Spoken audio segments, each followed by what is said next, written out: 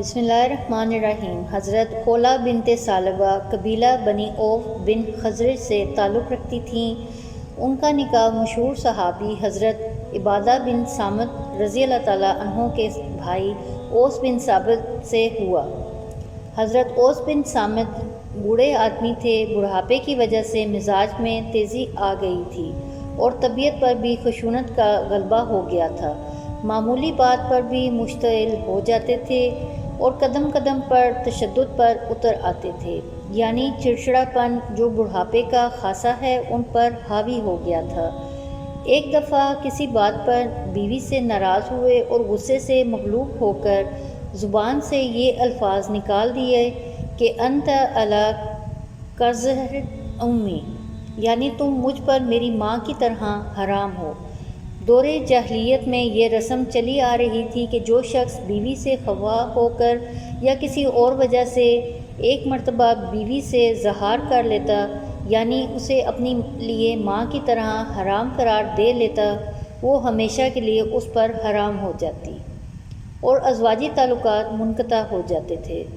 اب نہ وہ اس کی بیوی رہتی تھی اور نہ وہ اس کا شوہر۔ بڑھاپے میں اور کمزوری کا غصہ بھی بڑھاپا اور کمزور ہوتا ہے، ذرا سی دیر میں اتر گیا۔ طبیعت میں سکون ہوا اور خفگی کے آثار دور ہوئے تو بے حد نادم اور انتہائی پریشان ہوئے۔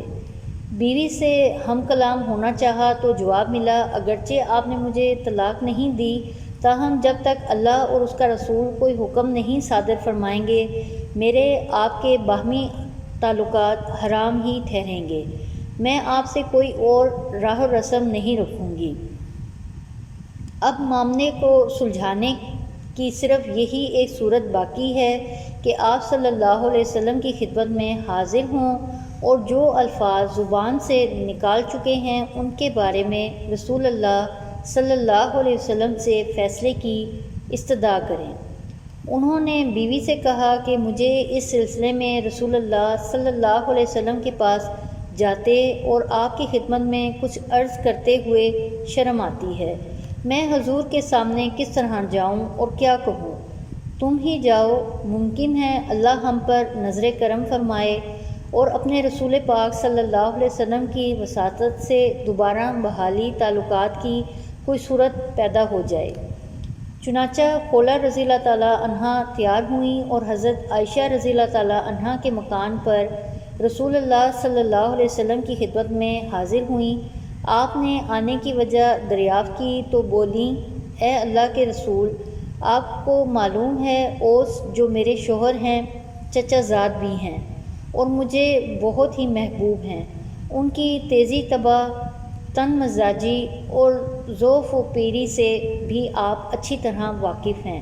انہوں نے غصے کی حالت میں مجھے ایسی بات کہہ دی ہے جو میں حلفیہ کہتی ہوں کہ طلاق نہیں ہے۔ انہوں نے مجھے انت علی کظہر امی کہا ہے۔ رسول اللہ صلی اللہ علیہ وسلم نے فرمایا، اب تو تم اس پر حرام ہو۔ رسول پاک صلی اللہ علیہ وسلم کی زبان سے یہ الفاظ سن کر حضرت خولہ رضی اللہ تعالیٰ عنہ کو سخت صدمہ ہوا اور بڑی ہی لجاجت اور منت سماجت کے انداز میں رسول اکرم صلی اللہ علیہ وسلم سے جھگڑا کرتی رہیں، اس بات پر اصرار کرتی رہیں کہ ان الفاظ میں طلاق نہیں کہا جا سکتا۔ جب دیکھا کہ رسول اللہ صلی اللہ علیہ وسلم ان کے ہم نو اور موید نہیں ہیں تو نہایت مایوس ہوئیں اور وہیں بیٹھے بیٹھے ہاتھ اٹھا کر اللہ سے ان الفاظ میں دعا مانگی، اے اللہ، میں تیری بارگاہ میں حاضر ہو کر تجھ سے اپنی سب سے بڑی تکلیف اور اپنے شوہر اوس کی جدائی کے رنج و احساس کی شکایت کرتی ہوں۔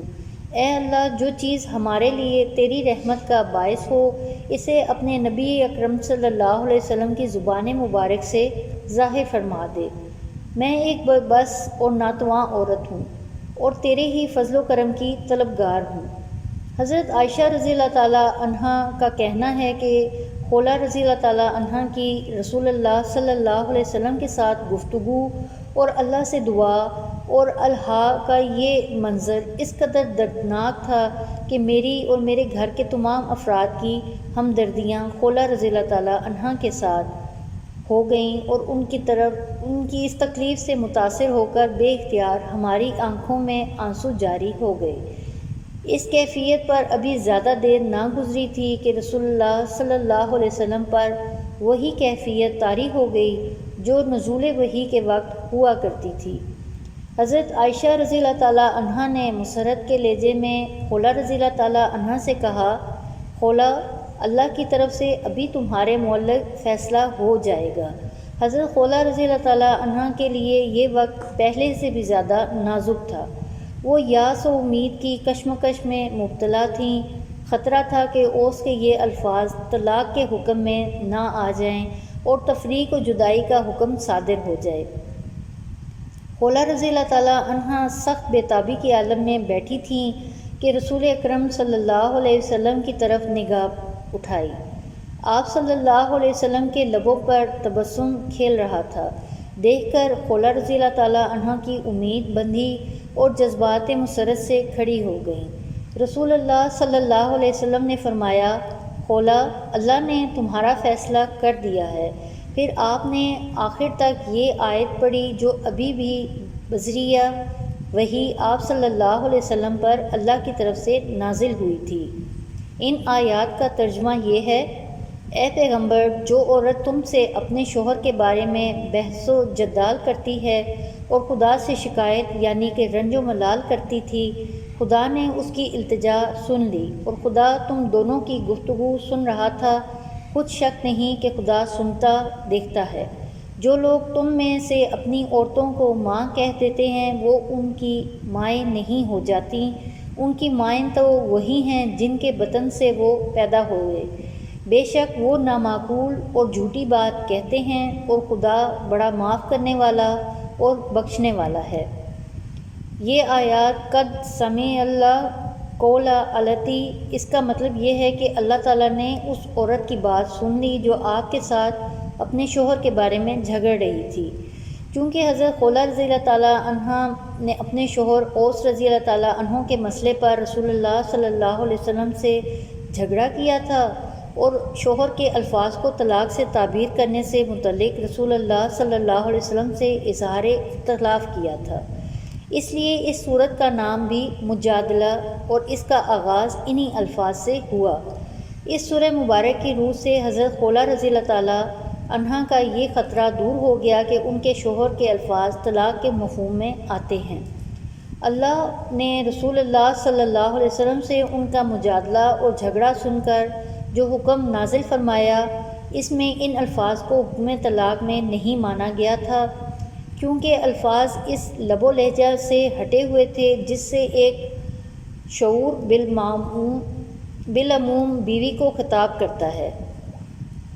اس لیے شوہر پر کچھ کفارہ اور جرمانہ عائد کیا گیا۔ چنانچہ رسول اللہ صلی اللہ علیہ وسلم نے حضرت خولہ سے کہا، خولہ، جاؤ اپنے شوہر سے کہو کہ ایک لونڈی یا غلام آزاد کرے۔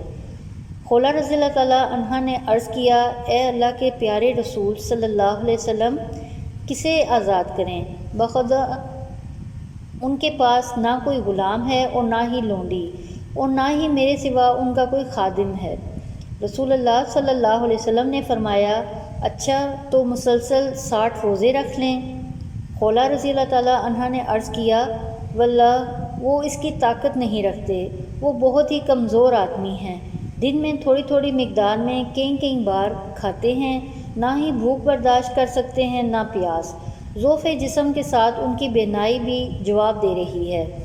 رسول خدا صلی اللہ علیہ وسلم نے فرمایا، اچھا پھر 60 مساکین کو کھانا کھلائیں۔ خولہ رضی اللہ تعالیٰ عنہ نے عرض کیا، حضور اکرم صلی اللہ علیہ وسلم وہ غریب اور نادار آدمی ہیں، ان سے تو یہ بھی ممکن نہیں ہے۔ رسول اللہ صلی اللہ علیہ وسلم نے فرمایا، اچھا ان سے کہو کہ ام المنذر بن قیس کو بلا لائیں اور ان سے بار شطر کھجوریں لے کر 60 مسکینوں پر صدقہ کریں۔ خولہ حضور صلی اللہ علیہ وسلم کو سلام کر کے رخصت ہوئیں۔ گھر پہنچیں تو دروازے پر شوہر کو منتظر پایا۔ بے تابی سے پوچھا، کہو خولہ کیا ہوا؟ جواب دیا، آپ خوش نصیب ہیں، رسول اکرم صلی اللہ علیہ وسلم کا ارشاد ہے کہ ام المنذر بن قیس کو ساتھ لیتے آؤ اور ان سے بعض شطر کھجوریں لے کر 60 مساکین میں صدقہ کرو۔ چنانچہ ایسا ہی ہوا اور حضرت اوس رضی اللہ تعالیٰ عنہ نے اپنی اس قسم یا زہار کا کفارہ ادا کر دیا۔ ناظرین، ویڈیو دیکھنے کا شکریہ۔ اگر آپ نے چینل سبسکرائب نہیں کیا تو ابھی سبسکرائب کر لیں، گھنٹی کا بٹن بھی دبا دیں، ہمیں اپنی قیمتی آراء سے آگاہ کریں تاکہ ہم مزید اچھی ویڈیوز بنا سکیں۔ بہت شکریہ، جزاک اللہ خیر۔